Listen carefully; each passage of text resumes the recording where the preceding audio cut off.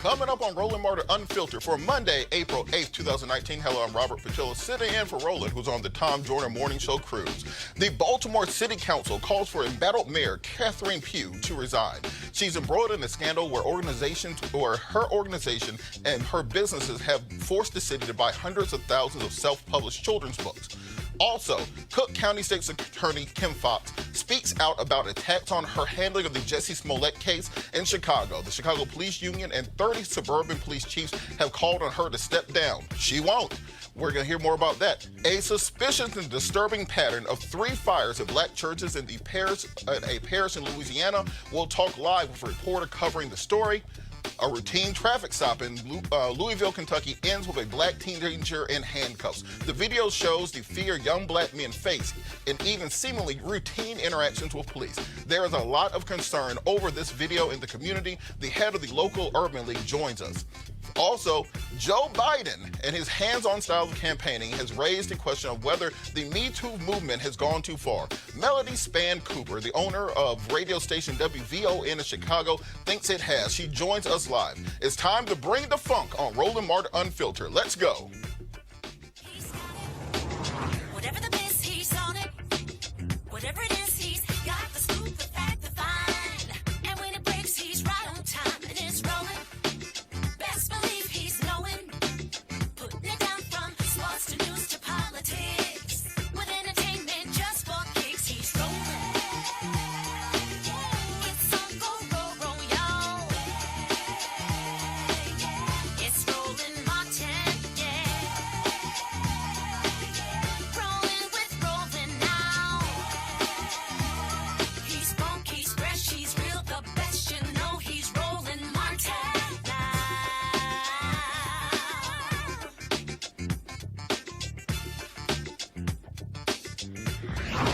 Martin. Hi, I'm Robert Patillo, sitting in for Roland Martin. Today, the Baltimore Mayor, Catherine Pugh, took another tough political hit today when the entire city council urged her to step down. Pugh put herself on medical leave last week as the scandal intensified over the sale of hundreds of thousands of her children's book to organizations doing business with the city of Baltimore. That book was self-published and seems to have no sales outside of the ones to the organization with contracts before the city. Here's what the city council wrote. Mayor Pugh, the entire membership of the Baltimore City Council believes that it is not in the best interest of the city of Baltimore for you to continue to serve as mayor. We urge you to tender your resignation effective immediately, sincerely. And then, as you can see, signature from all council members. For her part, Mayor Pugh says she will not resign and will return to office as soon as she recovers from pneumonia and regains her health. Also, Cook County State's Attorney Kim Foxx fought back this weekend over charges she mishandled the Jussie Smollett case. Late last week, the Chicago Police Union and over 30 suburban police chiefs called on Foxx to resign. They said that she had preferential treatment as the celebrity when his charges were dropped after some limited community service and forfeiture of his $10,000 bond. Foxx spoke at the news conference at the Reverend Jesse Jackson's Rainbow Push headquarters on Saturday. I think we have video of that. I ran for this office in 2015 because I believed that we needed to have a new vision for how we looked at our criminal justice system and the drivers of violence in our community. I promised then that I would run this office differently than anyone who had run it before. I promised then that I would look at how we used our system related to low-level offenders and focus our attention on the violence that plagues so many communities. I have said repeatedly that we have to fix the history in this city or in this county related to wrongful convictions. I have spent the last 2.5 years dedicated to a conviction integrity unit that has vacated over 83 convictions. I have worked to make sure that men and women who were wrongfully accused were able to get their lives back, including 58 men and women who had convictions from a corrupt police officer. The last 2.5 weeks and the attacks on the credibility of me and my office. What I've said continuously when I recused myself from this case was that I was not involved. But I will also say that our office over the course of the last 2.5 years has used diversion or deferred prosecution with great frequency. When people say to me that this appears that you are doing something for someone who is of privilege, I say to you, look at the 5,900 other people who have not had that same privilege. I cannot run an office. I cannot run an office that is driven by anger and public sentiment. I must run an office that looks at the facts, the evidence, and the law on every case. And so I will say to you, I am honored and privileged to serve in this role. I am undaunted by the events of the last 2 weeks. I am committed to serving my term, and should the people have me, continuing forward. I believe that this has sparked a reason for us to have a conversation about where we really stand on criminal justice reform. What we really believe when we talk about the rhetoric of a broken system and fixing it. It means that you have to have fidelity to that. And the efforts that I've had on criminal justice reform that were once celebrated by many in this county that are now being attacked because of one case and one celebrity, I think we have to ask ourselves, what is this really about? I've been asking myself for the last 2 weeks, what is this really about? And as someone who has lived in this city, who came up from the projects of this city to serve as the first African-American woman in this role, it is disheartening to me and to the women and men for whom I represent that there is not a place I go that I don't represent for Cabrini. That when we get in these positions, that somehow goalposts change.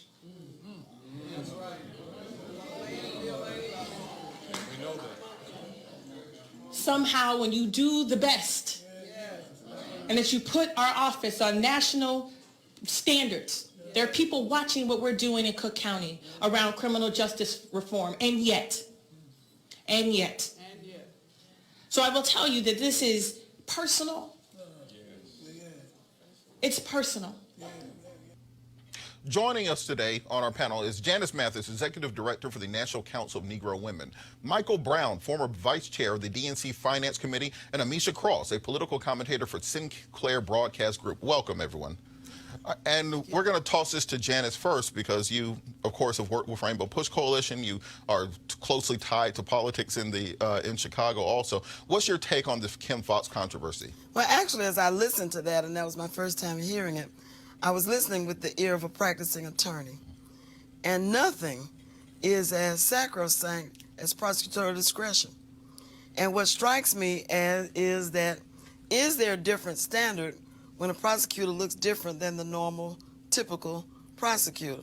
Prosecutors make decisions like this all day, every day, for the wealthy and the privileged and the white and the children of judges and the children of professors, as you know from having lived in Athens, Georgia. First offender, low-level defendants rarely get incarceration. They usually get a first-time slap on the wrist. This is fairly typical. So what makes this case different? And as we look at all these black women who've been elected recently to positions of trust and discretion, we're going to have to make sure that we use one set of rules for everyone. So I think that's what I was looking at, more than the sort of rainbow push. That's just like Jesse to have to prosecute.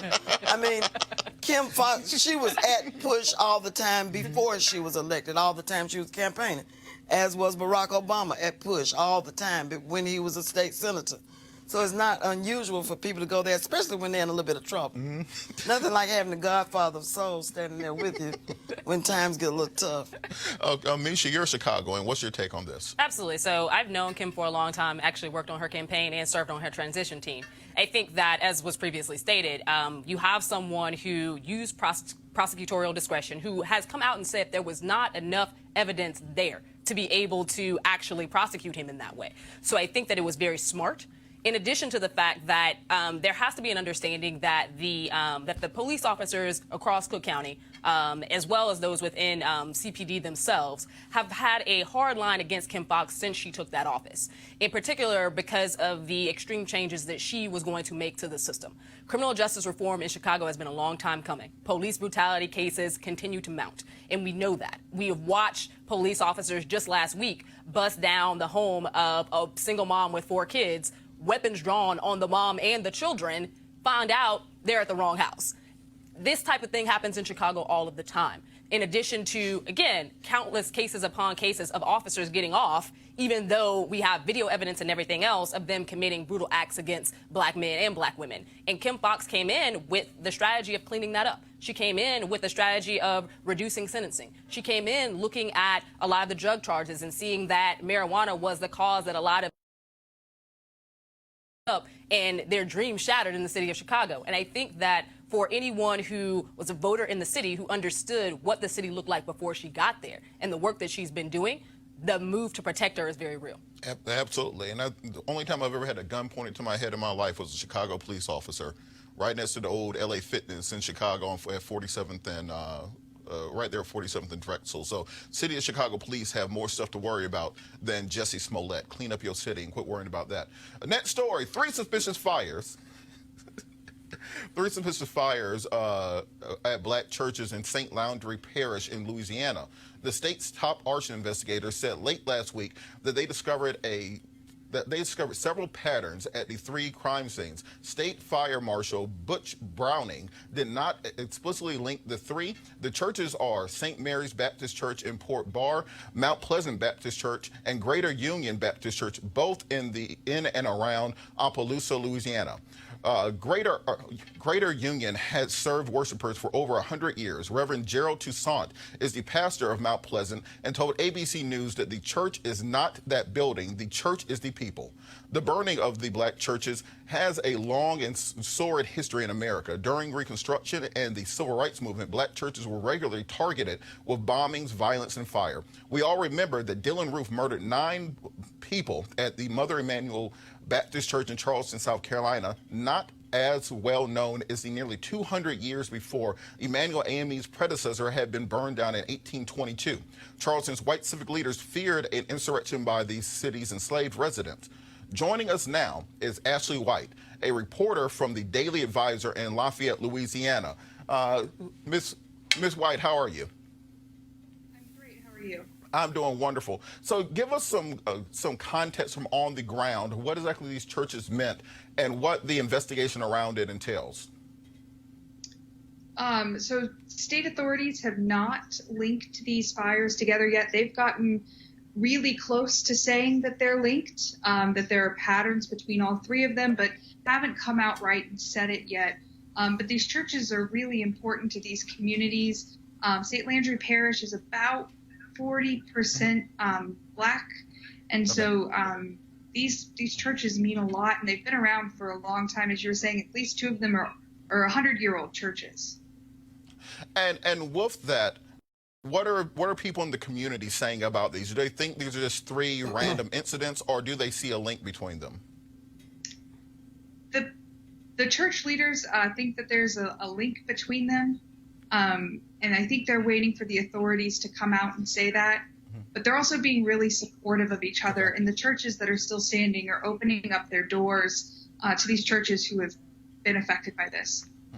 And you said that the communities rallying around these churches. What are the plans to rebuild, or have they even gotten that far yet? They haven't gotten that far yet, as far as I can tell. I spoke to one of the reverends today, and they haven't even really started accepting any sort of funds to start rebuilding. I think they're still kind of in shock a little bit and are still waiting for the investigators to wrap up anything that they need to do before they start moving forward. Have there been any plans to heighten security around other churches in the parish, or other measures being taken to secure other historic black churches?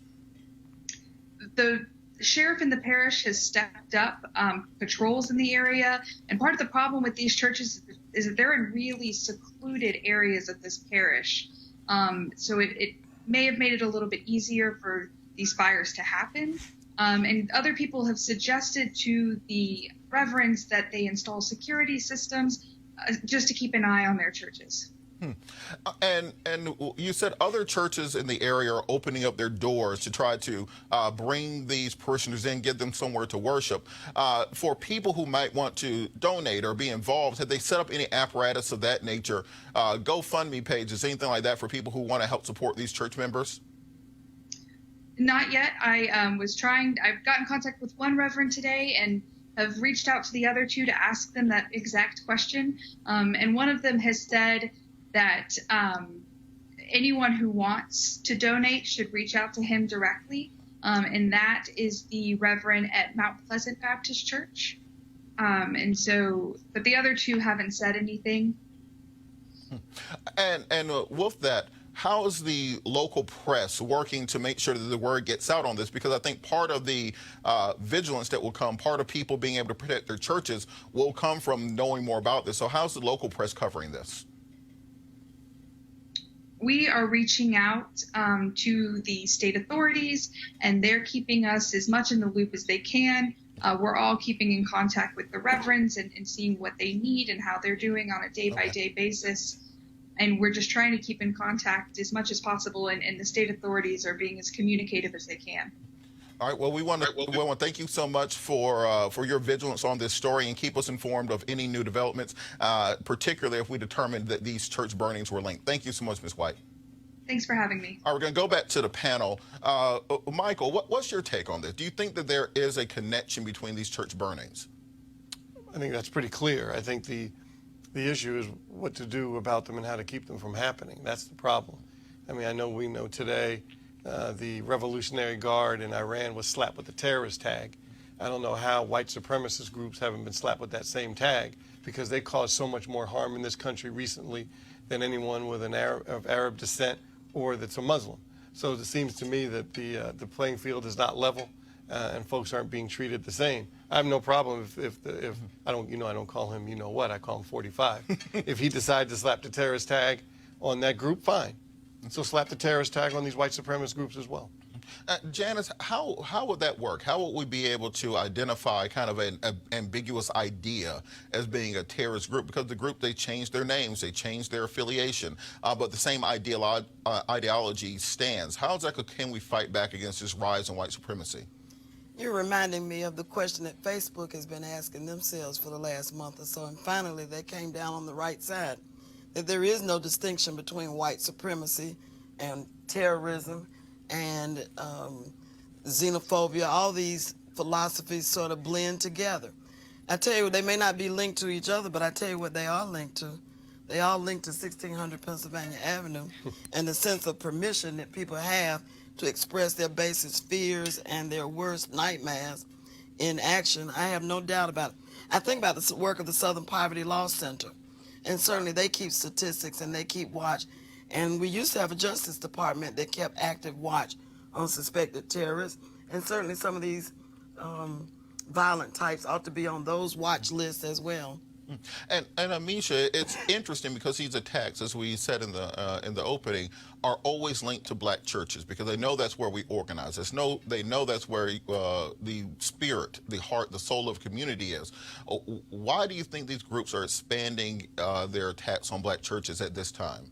Because we have an election coming up in 2020. Also, to your point, the organization of the black community has always had its epicenter at the black church. It is the one place where you have growth in ideology, growth in thought. You have people who are moving towards making sure that major policy decisions are made. This is where you get the boots on the ground. This is where you get the majority of the people in the community to come together around a single thought or around a single approach. I think that it is extremely tragic, but I also find it problematic that leaders in Louisiana are not calling this out more fervently.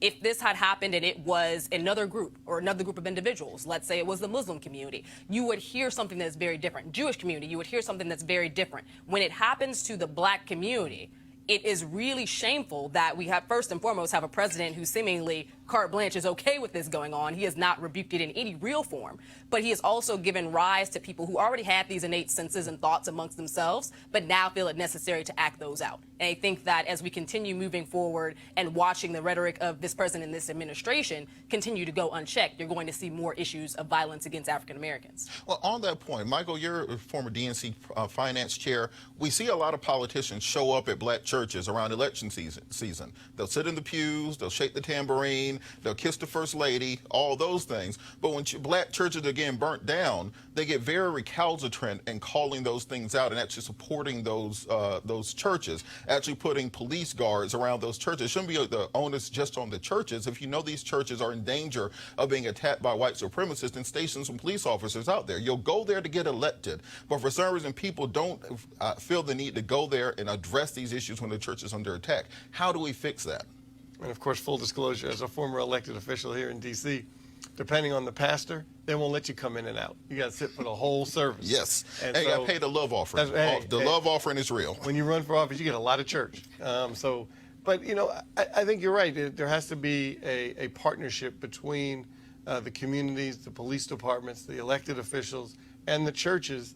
And, you know, but if you talk to some pastors, they don't like a police presence. So it's almost on a case by case because they don't want people thinking that they're in danger. And they want people to come and worship in peace. So it goes, I think, in both ways. I know a lot of synagogues feel the same way. A lot of mosques feel the same way, and temples. So I think it's a case by case, but you have to have dialogue. What does that particular church community want? And Janice, this is part of a series of attacks across the country. You know, one church, I believe, somebody spray painted "Vote Trump" on the front of the church. We've had other racist propaganda and anti-Semitic propaganda, swastikas outside of black churches nationwide. What is the proper way for us as a community to address these things without having, you know, armed Black Panthers outside these churches? What is our way of combating this rise in nationalistic, white supremacist thinking nationwide? I think one thing we have to recognize is that it is not just a national phenomenon. If you look across Europe, you see the same sort of sentiment arising. And generally, it comes from loathing and fear and a sense of insecurity among people that I don't fit in anymore. If you go to some places in the South and some places in the middle of the country, people feel left out and passed by, that the American dream is no longer real for them and their children. So I think we have to have a real discussion about what it means to be not just an American, but a world citizen almost. Look at Brexit. Look at what they're going through. The yellow it's vest almost reminiscent of what Europe probably looked like in the mid-1930s. And so you do have to, you know, without being fear-mongering, you have to ask yourself, where does the xenophobia, how can we calm this spirit that I'm being left behind? And it's interesting that the removal of privilege is now being spun as oppression by these groups. That the same groups who they claim their ancestors came here and founded this great nation, no, they came up, they got free land, and then for a few hundred years they got free land and free labor, and therefore they got ahead. And now that the playing field's getting even just the most slight bit evened, now that you have black presidents and senators and mayors and congresspeople and CEOs, all of a sudden they feel they're being oppressed and they need to fight back. And that's where a lot of this white nationalist way of thinking came from. Last comment, Amisha, should we as a community, our generation in particular has stepped away from the black church. Now, many people in our age group just aren't showing up every Sunday. We're big attendees at Bedside Baptist.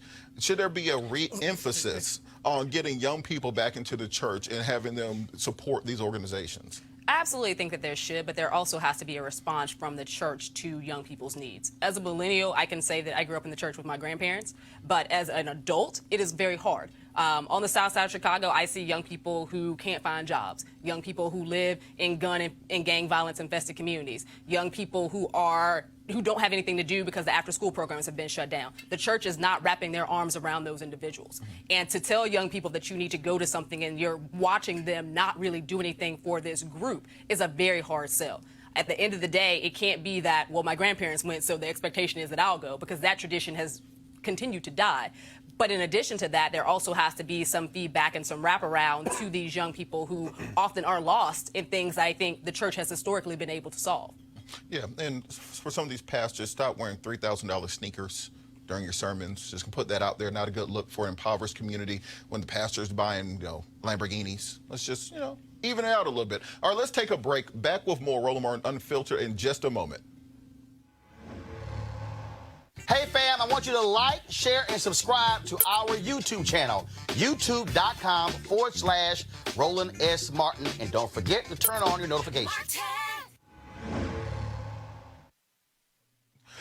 And now a word from one of our partners. You have plenty of pictures in your home, but you've never seen anything like this before. Introducing Easy Tile, the world's first photo tile made of sleek and ultra lightweight glass. Easy Tile makes it super simple for you to use their exclusive app for iPhone and Android to upload as many photos as you like. Then they print them out on tempered glass. Your order arrives on your doorstep in just days, and that's when the real fun begins. Because with Easy Tile, you'll transform your living space with a gallery wall that will amaze each and every guest. Easy tiles are even simple to hang. No hammer and no nails. And because they're mounted on small risers, they appear to float on your wall. Easy to order, easy to hang, and guaranteed for life. Now you can save 30% on any sized order, plus get free shipping on the order of 4 or more. Just download the free Easy Tile app at easytile.com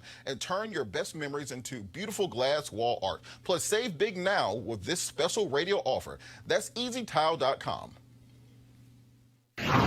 Hey fam, want to check out Roland Martin Unfiltered, the blackest show on all of digital, cable, and broadcast. Check out our audio podcast. There's only one daily digital show out here that keeps it black and keep it real. It's Roland Martin Unfiltered. Press play.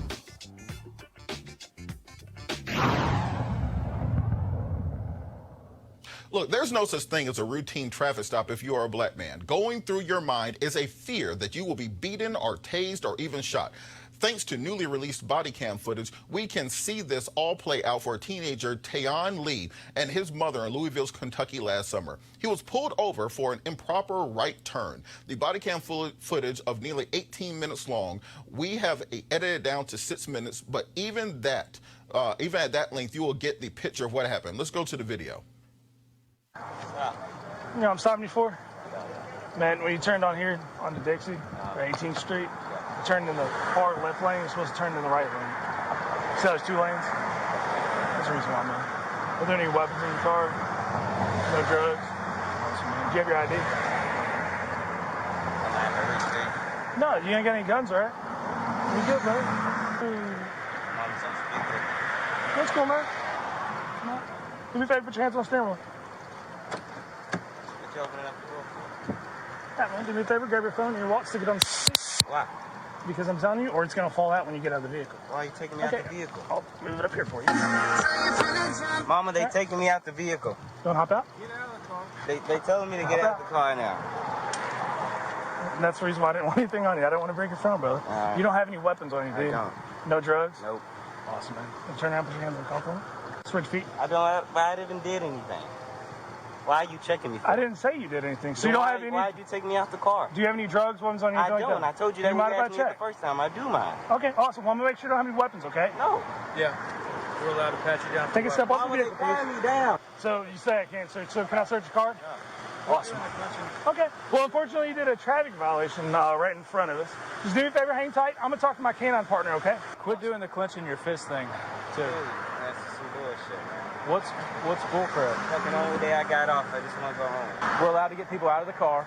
Your heart is beating through your chest when you're on the phone with your mama, and you're narrating to your mom, Mom, I stopped by the police. This is where I'm at. They're getting me out of the car. Oh my gosh. Yeah. When you do all that, it's the same thing that people do when they're trying to hide something from the police and they're trying to take the situation off of it. Just like you're looking back at my partner over and over and over again, like you're waiting for him to see something or for him to do something wrong. It's 2018, young man. We all wear body cameras. It's recording all of it. It records your audio, my audio. It records all that. So guess what happens?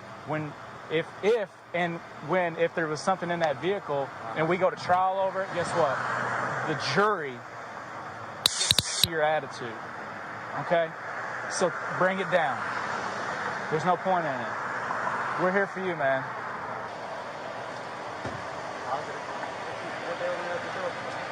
Put your hands on your back real quick. Put your hands on your back. I'm not going to have you run like that. There's the dog indicated on your vehicle. I don't know what's in your car. But like I said, I don't want you to run. So you're still just being detained. You're not free to go, but you're not under arrest at this time. I just don't want you to go anywhere, okay? But I'm not going to fight you, and I'm certainly not going to chase you. I had to chase some guy last night, and I haven't recovered from it. So I'm not chasing you today, okay? I'm the detective that pulled him over. Okay.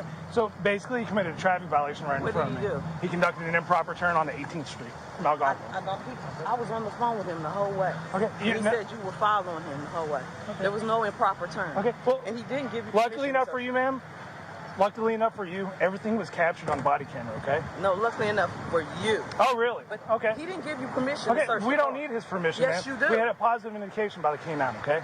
Oh my God. So, ma'am, you guys are more than welcome to watch, videotape, whatever. Just do me a favor, give us some room and stay over here, please. Ma'am, please stay over here. You're trespassing on private property right now. It's for sale. Ma'am, stay over there, please. If you approach my traffic stop, I will take you. Ma'am, if you approach my traffic stop, I will take you to jail. I don't care. I do not care. I don't care either. You know what? Okay, great. You've been in trouble before? Anything as a juvenile at all? Okay. My mom's a fucking private investigator. Fucking ain't never did shit. I appreciate y'all being out here for violent crimes. My son's not violent, nothing. You run his name, he's never been in JCYC, nothing. He got a job. No one said he was a violent crime. No one said he was. Be out the car handcuffed right now. Can you tell me how to pick out violent crimes? Can you tell me how? I don't need to tell you how, because they can run across the street too fast and then say it's violent. It don't matter at this point. It's your own discretion. No, it's not. Yeah, it is. The reason why you took him out of that car is because you're doing some violent trafficking. Why do you have, if you don't mind me asking, why do you have like this negative view towards the police? What's the deal? What's ever happened in your life personally where you're like, you can give me a good explanation? Absolutely nothing. Really? Fucking graduated. I got a good ass job. Right. I graduated with 3 full-ride band scholarships. I never did shit in my life. I've been in the house all day.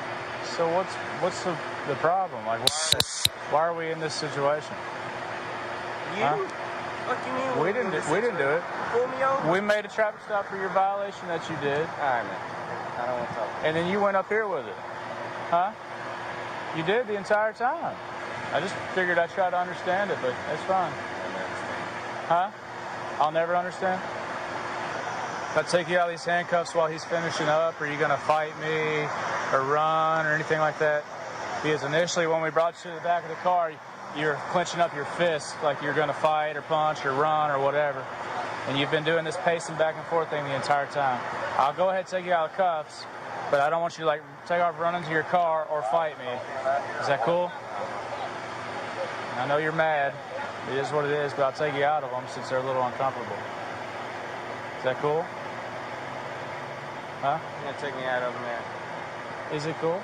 You gonna be chill? Yeah, I'm gonna be chill. All right. The young man had no criminal record, no drugs or weapons were found. The ticket was dismissed when neither of the officers who wrote it even bothered to show up to court. So it was all for nothing. Joining us now is Sadiq Reynolds, President and CEO of the Louisville Urban League. Sadiq, how are you doing? I'm fine. Thank you. It's Sadiqua, actually. Sadiqua, sorry about that. That's okay. So in this video, we see a perfect example of profiling, because if people notice it's a Dodge Charger and you practice criminal defense, you know that a young black man in a Dodge Charger is going to get pulled over. So how is the community reacting to this? The community is pretty upset, actually, and it's more than just being in a Dodge Charger. The frustration for a lot of community members, myself included, is the location. We know that someone in another part of town would not have been treated in the way that this young man was, and we're very concerned. It's not the first case. I think, this is a city that's really trying hard to be more inclusive, to make strides around diversity and inclusion, and this is just another black mark. And so we have got to work hard. Our police department really does have to do a better job. And what are city leaders saying about this? Has there been any efforts to retrain, reform, anything being put in place to stop this from happening in the future? I don't have an answer for that. Certainly, community members are pushing for some additional training. If this is, in fact, policy, I mean, if you think about the dogs in the 60s and what that feels like to have this young man waiting on the side of the road until they can get the dogs. And that's where I think they run into a legality issue, right? So they have the right to pull him over. That's fine. They pulled him over. They said he made a wide right. But there's no indication, there's no reason for us to believe that they have a reason to keep him held there until they can bring those dogs in. It just doesn't make sense. And this is not the first time this has happened. We actually, as you know, I'm the president of the Louisville Urban League, and one of our board members happens to be the chief circuit judge. And there was an opinion from a 2016 case that says you cannot do this. You can't hold somebody on the side of the road waiting for the dogs to come. There's no probable cause for that. So what's the advice for young people, particularly for young African American males, when they are interacting with police? Because in this case, this young man did everything that we tell them they're supposed to do. You keep both hands on the steering wheel, you don't make any sudden movements, you answer respectively, and he still found himself in handcuffs on the side of the road. So what advice can we give this young generation in interactions with police? I think we have to continue to tell them to do what he did. Keep your hands in sight, follow instructions. I understand that he used some foul language, and some people may be upset about that, but I think he really was very composed. The sad part for us as adults is I don't know what we tell our children. I mean, that is the scary part. I don't know how we protect ourselves. What do we do? Because even when we are following the law, we're at risk. And so I've really been frustrated with thinking about what it would be like to be the mother on the side of the road there and having to watch this happen with your child. I mean, a mother's charge is to protect and to not be in a position to be able to do that. And your child is doing everything you said do, and it's not good enough. I mean, because the condescending conversation, the poking, the provocation, the asking about the juvenile record, all of those things. All we can do is tell our children to comply, do what he did. Call your mom, call somebody when you're getting pulled over, and it still may not work, baby. I guess it worked in a way. He's alive. Well, and that's a great point that you bring up about him being alive, because I think the body cameras are probably what kept that boy alive and from getting into even more trouble. When did body cameras become mandatory in Louisville, and what can we do to kind of push that in other areas?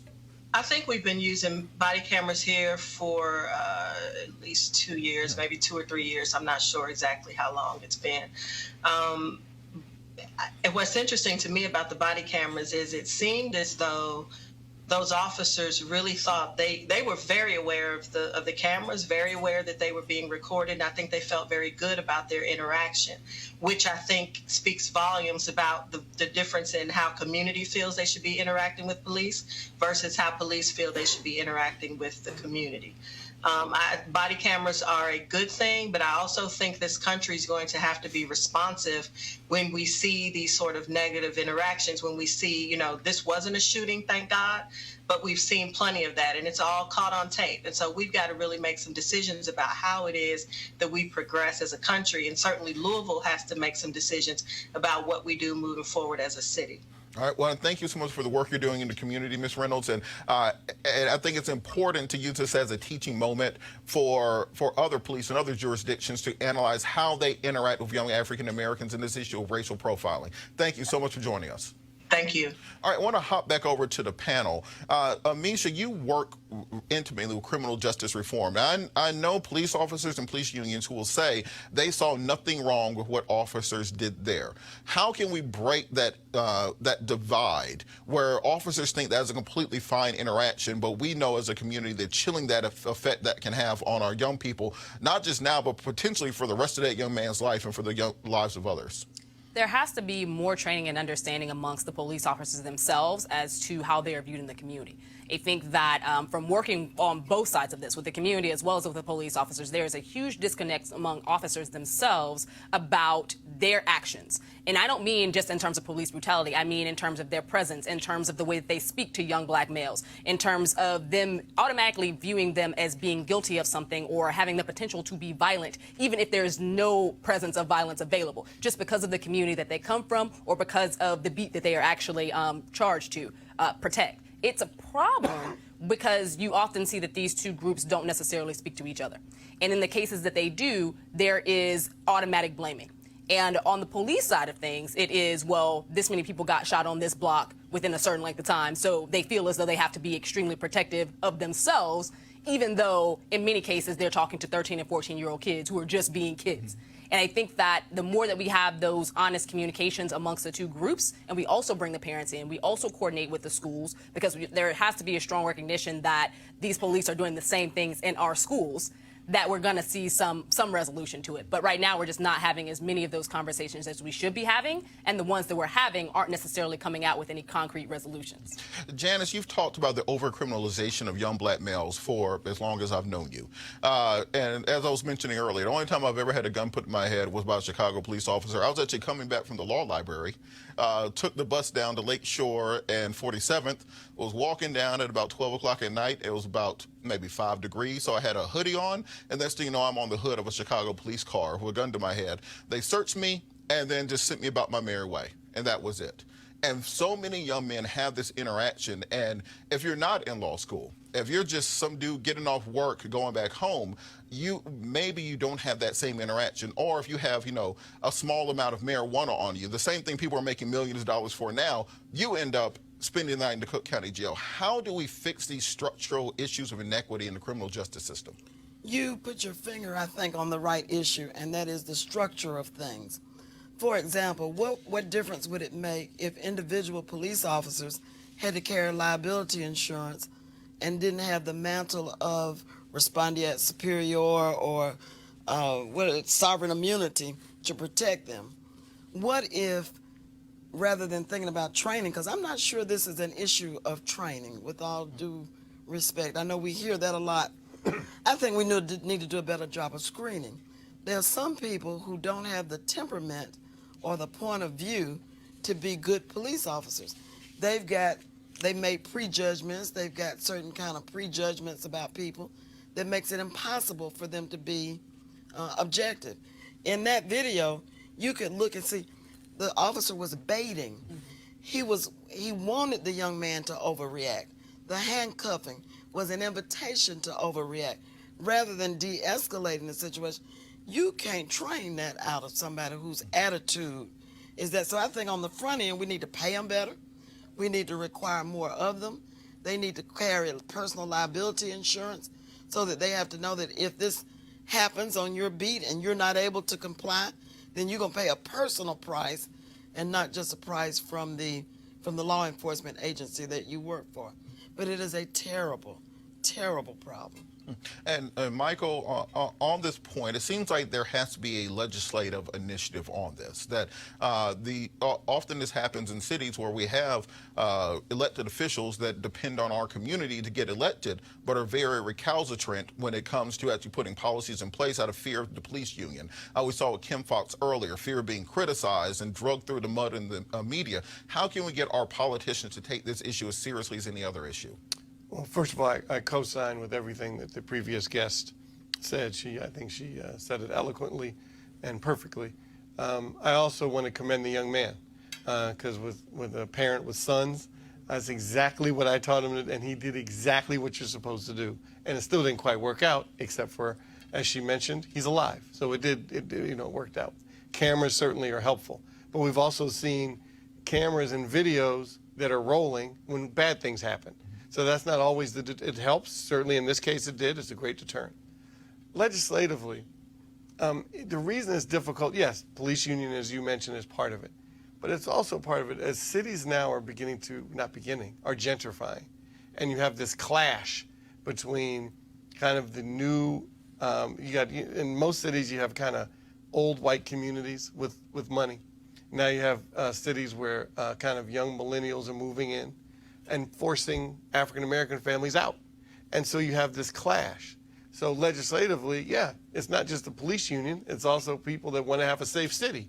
And if that means somebody has to be inconvenienced, they have to be inconvenienced. That's the thought of some people. So legislatively, it's extremely difficult. Same with police shootings. Roland and I have talked about it a million times. They're going to continue to happen, but the standard in a courtroom is so different for a police officer. All he or she has to say is, I felt in danger and I'm justified, and they walk out of the courtroom. So there's several different steps, very difficult to tackle. All right, well, we're talking about a Green New Deal and abolishing the Electoral College and all these other big-minded ideas, reparations and universal basic income. I think we should hold all of our people running in 2020 to the standard of, what are you going to do about black folks getting shot? How about we start with that as your initial call to the black community? Speaking of 2020, former Vice President and likely 2020 presidential candidate Joe Biden has been hammered in the last 2 weeks or so for his hands-on style of campaigning. The complaints have come from women claiming that his touching of them made them feel uncomfortable. No one is complaining about sexual assault or misconduct. It's more that they feel their personal space had been invaded, or that they did not give him permission to touch them, or that it was just creepy. As a result of the Biden controversy, many politicians and activists have been reluctant to suggest that that identifying it as Me Too could be a stretch and maybe even dangerous. Could there be a male backlash over Me Too when it's so loosely applied? Joining me to talk about this is Melody Spann Cooper, chairman of Midwest Broadcasting Corporation, owner of WVON Radio in Chicago. Welcome, Ms. Cooper. Thank you. Thank you for having me on. And before we get started, I have to acknowledge Misha, who is a dear mentee of mine and doing such tremendous work, as well as Sister Janice Mathis, who I've known over the years through her work at Rainbow Push. So thank you for having me on. The Chicago folks. Yeah, look, the Chicago connection is strong in here. I might start cooking some Harold in the back office. Salt, pepper, mild sauce, fried hard bread on the top. Just letting you know. All right, but you got to interpret that. Yeah, you got to say it all really quickly. Because the person behind you in line does not have time to playing around with you. So, that's right. But, you know, it was interesting reading your article on this, because Friday I wrote a very similar article and forgot to publish it. And then when I read yours, I was like, yours is way better. So on this idea of the widening of the Me Too movement, you know, it started off R. Kelly. Bill Cosby has people drugged and knocked out for 50 years. R. Kelly got a sex dungeon full of children. Harvey Weinstein is raping people left and right. And now it seems it's gone to, he made me feel kind of creepy. So how do we find a middle ground and a manageable standard for this?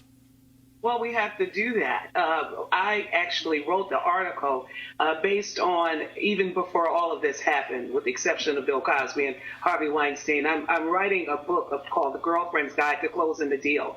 And I talked about the hashtag Me Too movement in this book and how women at the table, we are always one or two of us at the table, and men having to negotiate how to deal with us in this Me Too movement.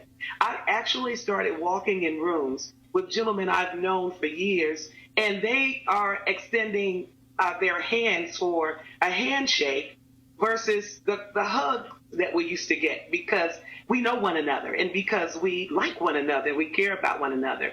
And I think we set a dangerous precedent for women who could stand to be set back tremendously if we think that men are going to negotiate this. And I talk to ladies and tell them that men still rule the world. 94% of our corporations are being headed by men. And as we fight for equity in the boardroom and we fight for equity at the table where the deals are being done, it's going to be difficult for men to make a choice for us to sit there for fear of this hashtag Me Too. And can I hug her, or can I compliment her on her pearls? It's a bit much. We've got to find a common ground where we can all sit there equitably and bring our best talents and wherewithal, and not make men feel that any slight, indignation will cause them to lose their jobs, lose their positions, and their livelihoods. And it was interesting in the article because you talked about your father told you, somebody steps on your toe to say ouch, as a way of making the point that if these women had simply just turned around and said, hey man, back off real quick, then this would have not. Why wait 10 years until the guy's running for president to bring up that you felt uncomfortable instead of telling him when he was next to you? And it kind of, for me, it paints women into this image that we've been trying to get away from, of being helpless, being fragile, being damsels in distress who can't deal with their own issues. I've seen Janice Mathis bring 6'5" men to tears. I mean, just with one look. So I'm used to strong women like that. What do you think will happen if we continue expanding this? Well, you know, one thing, it's up for exploration because women who are victims of sexual assault, sexual molestation, oftentimes are embarrassed to talk about it. These are not instances of sexual abuse, but they fall in the area of inappropriateness, right? And I use this example as I've been talking about this. This generation that has come up and is empowered by this #MeToo, they're a different generation. You all remember Family Feud, and Richard Dawson would actually kiss on the lips every woman that was a contestant, right? Today, that would be a #MeToo movement issue. Back then, it wasn't. And so we have to be patient on both sides as we figure out how to navigate this. But I will tell young women this. You don't have to embarrass a person, but you can do, like we just said Janice has done. You have to reach a level of confidence and evolvement where if Mr. Biden or anybody else comes up and it makes you feel inappropriate, you feel that their actions or interactions with you are inappropriate. Hi, Mr. Biden, it is really nice to meet you. I just want you to know I'm feeling a little bit uncomfortable that you are in my personal space. Now, that is respectful, and the most important thing it will do, it will allow him to back up.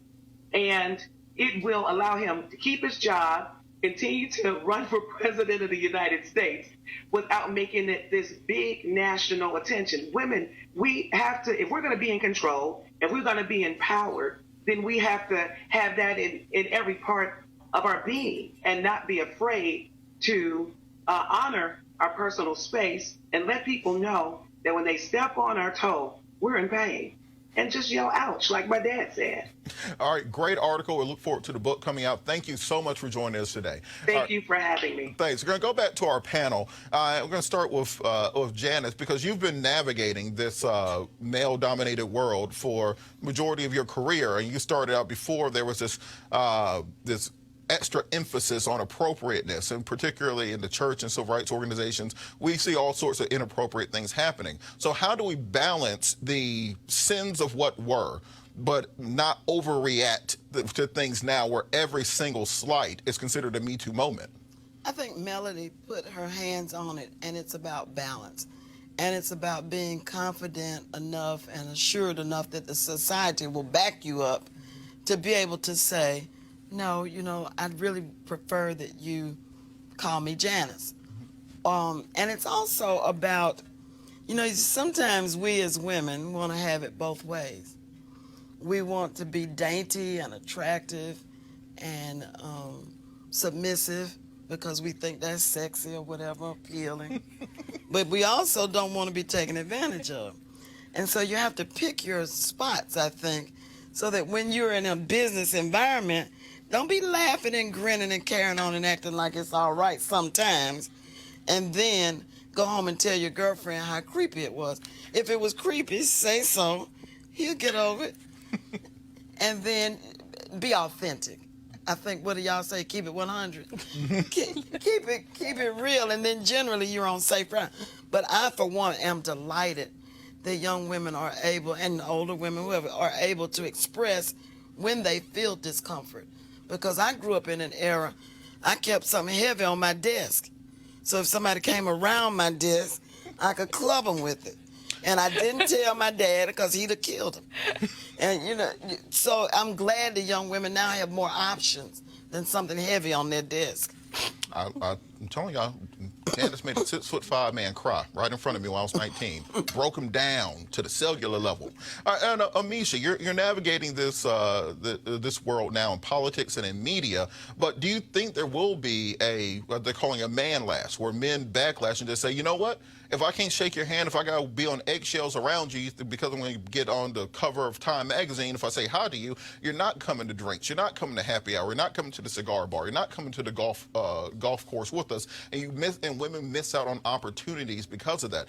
How can we prevent that from happening? You don't want men to turn into Mike Pence, where you won't even be in a room with a woman without his wife present just to protect himself. Know thyself. Mike Pence may need to not be in that room. But I will say that I think that we're already there. There are instances that I know of where there are men who are in high positions who have interviewed young females that they will not bring on because of an instance where they might compliment them on a dress that was nice one day and then them be out of fear that tomorrow they may not have their position anymore. So I definitely think that this is something that is happening today. I also believe that there is an important distinction we need to make between Me Too and something like the accusations around Joe Biden. Because as a millennial woman, I've always felt extremely comfortable telling somebody that you are in my personal space. I grew up in the South where everybody hugs everybody. But moving back to Chicago, it's like everybody does not do that. So I think that there's a regional thing. There's also an age thing there. My grandfather hugged everybody. He was a Joe Biden type character himself.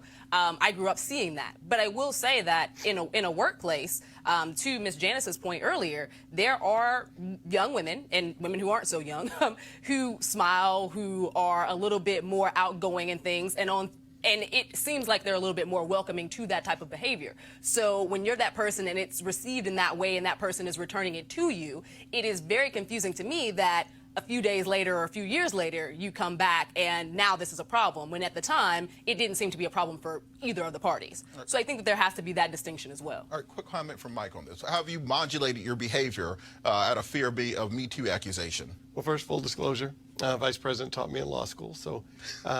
and he used to walk around the room, and he would put his hand on everybody, so everybody knew that was the senator.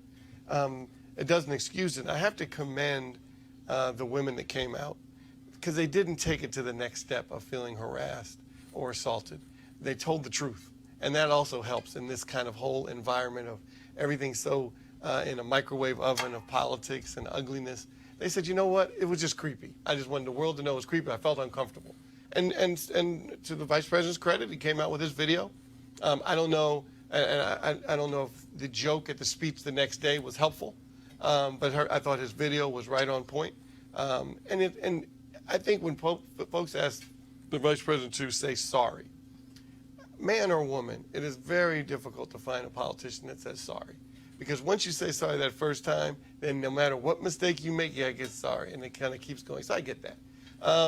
It's just an interesting time that we're in, and we have to be careful. I'll tell you what my grandfather and father taught my sister, and I try to do that, at least to be respectful. A lot of the onus is on men to be much more respectful than we are. But my grandfather and father taught my sister, when you're somewhere, stick your hand out first. Because once that hand is out, that the barrier is not, and you're polite and you're nice and you're shaking hands, but that doesn't mean that stops the hug, definitely.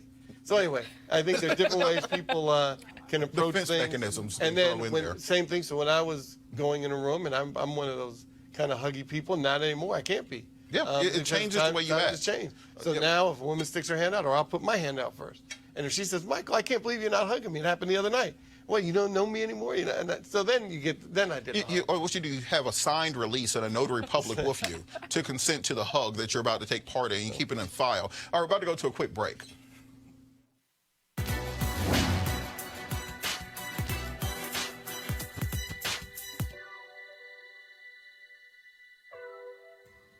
My message is about changing our way of thinking about women in abuses of power.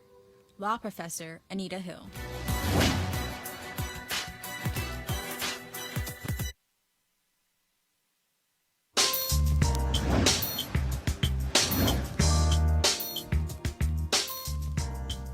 Today's HBCU Giving Day School is Arkansas Baptist College. Arkansas Baptist College was founded in 1884 and is located in Little Rock, Arkansas. Notable alumni include Michael Dyer, Lewis Jordan, William T. Dixon, Pastor Charles Harrison Mason, and many more. To support Arkansas Baptist College, please visit arkansasbaptist.edu. That's arkansasbaptist.edu. Calling all HBCU alumni, including me, Clark Atlanta University, students and leaders enter the Ford Motor Company HBCU Mobility Challenge and win $25,000 for your school. Building on their long-term support of HBCUs, Ford is looking to improve mobility in HBCU communities through innovative solutions. The winning program will receive a grant of up to $25,000 to implement their proposal. The deadline to apply has been extended to April 15, 2019. Go to fgb.life for more information and to apply. Ford goes further in our community. All right, we're going to toss over to our panel for some final thoughts. And one thing that I think is the overarching kind of theme that we've seen through many of these stories is the changing of standards and the articulation of standards, whether it be the Joe Biden context of how you change the way you talk to or approach coworkers or people in a professional setting versus the way it was 50 years ago. Standards and consistent standards when it comes to police officers when they interact with people, that you don't treat rich people and poor people differently. You don't treat young African-American men and old white ladies differently, having those consistent standards. So with the shifting of times and shifting of the narratives, how do you think we can get everybody on the same page when it comes to what's appropriate? Because as we said, in that police situation, there are plenty of police officers, a couple of them texted me during the show, saying they saw nothing wrong with that interaction. They thought the police did everything right. And they can't understand what the problem is. The same thing with the Joe Biden situation, where there are many people on one side who say, well, I don't see anything wrong that Joe Biden did, and then other people who say, hey, I don't need no creepy 70-year-old white man rubbing my shoulders at work. You don't need to rub my shoulders to be at work. It's not involved. So how can we get people on the same page on many of these issues? I'm going to toss it to Amisha first. I think that first we have to recognize that culture does shift things. If we're talking about policing issues, one of the things first and foremost is that what we see is that a lot of what occurs in black communities just simply does not occur in white communities. If this was a 16, 17-year-old young white male, we would not have even had that video. He would have got off with a citation, or maybe the police would have just drove right by and not stopped him at all. I think that it's very important that as we look towards where culture is going, that we also take cues from our past that help us to navigate the future. And Janice, we talk a lot about the different way the different generations handle things. As you said, your solution to issues might have been keeping a heavy object on the desk. And I also think we need to applaud the young man's mother in that situation, because my mama would have been under the jail. They would have been taking all of us to jail if you put handcuffs on my mama. Like, I don't think y'all understand exactly how this would have went, and it would not have gone well for anybody. But how do we navigate these cultural shifts, these generational shifts, where maybe the young people can learn not to be so uptight and sensitive at all times, but also we can hold people accountable by today's standards, even though they can use the excuse like, look, I'm old. It was okay back in my day to come rubbing somebody on the shoulders at work. That's just what we did. How can we kind of modulate those two things? I don't know if you will ever modulate behavior to the extent that we probably need to. I think about the 50s and the 60s when we went from a rigidly segregated society to a more egalitarian democratic society. What came first was that the law changed, and people eventually over time adjusted their behavior. The law changed in 1954. I was born in 1954. I didn't go to an integrated public school until 1967. It took a long time for behavior to catch up with the law. And so I think we may be in another one of those moments when it comes to Me Too or police brutality. First, we got to work on changing the structure of things, which was your point. The other thing that disturbs me a little bit is that we can't give up on the project of democracy. We can't let ourselves become so cynical that we think that what separates us is bigger than what binds us together. And so when you see people willing to shave points with voter suppression because they think they may no longer be in the majority, or you see people willing to appoint right-wing judges because they're afraid that the court systems may not favor them as much as they used to, not only do we have to play by the same set of rules, now we have to honor the rules that got us to where we are now. I think that would be helpful. And Michael, piggybacking on Janice's point about changing laws, changing policy, what we saw from the LGBTQIA PK+ community about a decade ago was that they petitioned to change the standard for marriage, to legalize gay marriage. They knew they couldn't do it on an ad hoc state-by-state level, and therefore they went straight for the throat. They got the federal courts to give marriage equality, and we've seen their rights and their privileges skyrocket since then. Also, on the other hand, we haven't been able to have those same either courtroom victories in the last decade, and particularly legislative victories for our community in the last decade. How can we push our issues into the legislative space and have candidates take them seriously? Because on the one hand, you have, well, Democrats pretty much count on getting 90% of our vote in every election. And then Republicans figured, I don't need y'all's vote to win, so why bother even reaching out to you? So because of that, it puts us in a kind of neuter middle ground position where we can't really force change. How do we fix that? Well, it starts with folks understanding that elections have consequences. And when you stay at home, you're voting for the other person. And our folks, we are great armchair quarterbacks. We're great at the day after the election. See, I told you my vote didn't matter. It doesn't matter. Nothing's going to change anyway. We have to get away from that mentality. That's first. And then black folks have to hold black leaders accountable. You got to hold your own folks accountable. You mentioned the GLBT marriage equality bill. I co-wrote that here in the District of Columbia, heterosexual black male. And I came under enormous pressure from the black bishop community, the black religious community here in town. And they supported me. I mean, it was a very difficult decision, but you had to have some courage to stand up and say, you know what, folks, it's the right thing to do. And the example I did, look, I can never get into any kind of biblical debate with my pastor who supported me. But I looked at it as, remembering back in Jim Crow South days, you're a person of color, you got married, the state didn't even recognize your marriage. It's a civil rights issue. So let's not get into it. I chose, everyone has to pick their own path on how you deal with a particular political issue. And I chose not to get into a biblical conversation. I said, this is a civil rights issue. I'm going to be on the right side of history. And then you work it out and you keep it moving. The next time, when I mentioned gentrification earlier, and new folks were coming into the city, and they were complaining that on Sundays they couldn't park after they came back from shopping. And I went into a community meeting and said, when you moved in, you saw the church there, didn't you? You know what's going to happen on Sunday. You just have to have a level of courage to be able to stand up, and it'll be okay. Sometimes you get voted out. That's life. So leaders have to be accountable to the citizenry, and the citizenry have to hold your leaders accountable.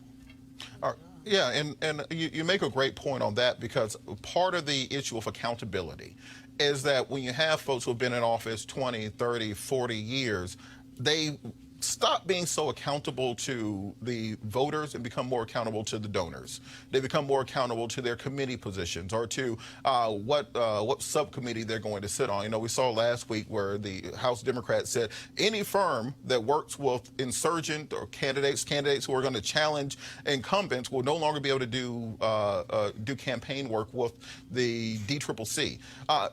Yeah, and I think because of that, we end up with bad public policy, because people no longer are answering to the voters. They're answering to the people who keep them in office. With that, thanks, Robert Patillas here for Roland Martin. I want to thank our guests. I want to thank our panel, Janice Mathis, Michael Brown, and Miss Misha Cross. Thank you so much for joining us. Tune in tomorrow.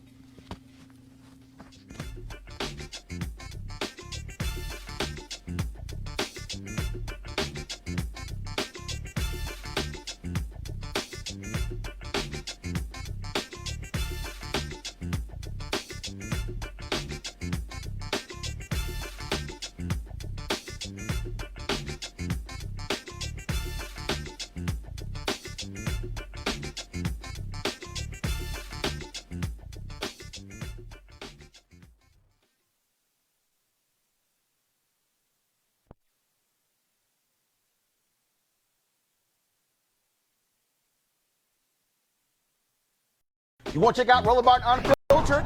YouTube.com/Roland S. Martin. And subscribe to our YouTube channel. There's only one daily digital show out here that keeps it black and keep it real. It's Roland Martin Unfiltered. See that name right there?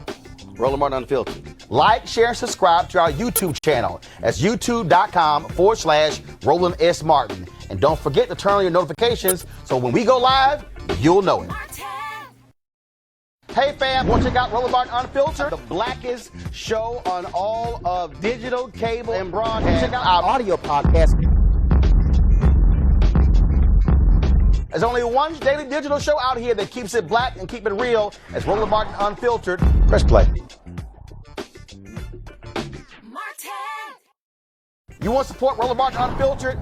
Be sure to join our Bring the Funk fan club. Every dollar that you give to us supports our daily digital show. There's only one daily digital show out here that keeps it black and keep it real. It's Roland Martin Unfiltered. Support the Roland Martin Unfiltered daily digital show by going to RolandMartinUnfiltered.com. Our goal is to get 20,000 of our fans contributing $50 each for the whole year. You can make this possible. RolandMartinUnfiltered.com.